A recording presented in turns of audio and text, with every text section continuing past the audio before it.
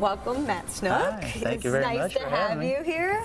You've made it through the blind auditions on The Voice. Team Blake, are you excited about that? I'm absolutely excited to be on Team Blake. Is that the person, if you had to choose between all four, that you would have went with anyway? Absolutely. Yeah. I mean, I'm a country music singer, and he's a country music icon right now in the business, so I'd have been silly to pick anyone else if I'd have had an opportunity to.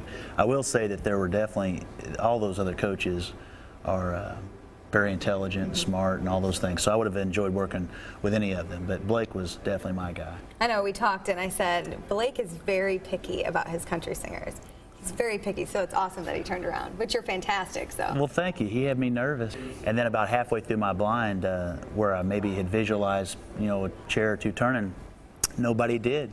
When the musical failures in my life had flashed in front of me, a little voice kind of popped up in my head. This is all while I'm singing, so it's kind of crazy how things work out, but it said, "You're Matt Snook and you need to finish strong." So I started focusing and just kept doing what I always do, which is try to be consistent and persistent. I had an overwhelming feeling of knowing that America was going to get a chance to meet me, and I was going to get a chance to kind of tell my story a little bit, and that was overwhelming. I got emotional, actually. It didn't really air on the blind, but I don't usually get emotional when I'm interviewing or things like that, but in that moment I absolutely bawled like a little baby, and I gathered myself and then was very thankful. You had put a little bit of pressure on yourself. You gave up a job to focus on this.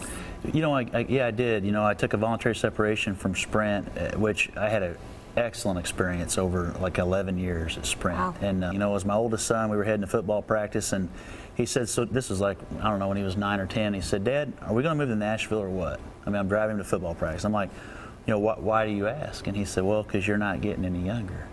And I said, "Okay, fair enough." And so we sat at the dinner table and we had a serious conversation, and we moved. So I just feel very blessed. I mean, it's anything you want to do in life is a struggle, and if you're not willing to do that, you probably don't deserve to reap any of the benefits. I definitely feel like that The Voice and what we're doing here today is an example of persistence. But the thing is, if you're doing what you love to do and you're enjoying the people that you meet along the way, you can't go wrong with whatever you're doing. All right, thank you, Matt, for joining us. Thank you. I'm so glad that you took the time out of your day to come here. We're going to cheer you on The Voice.